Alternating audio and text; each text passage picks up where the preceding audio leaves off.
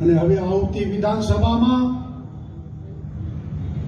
લવ જેહાદનો કાયદો લાવીએ છીએ.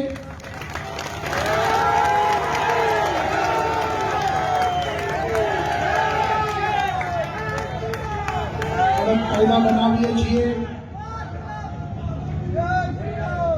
અને સાથે સાથે કાયદો વ્યવસ્થા એની ચિંતા પણ કરીએ છીએ.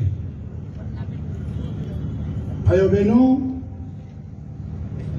વિકાસની પ્રાથમિક શરત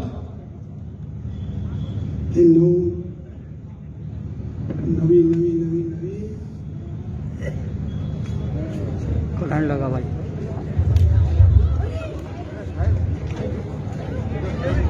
Thank you.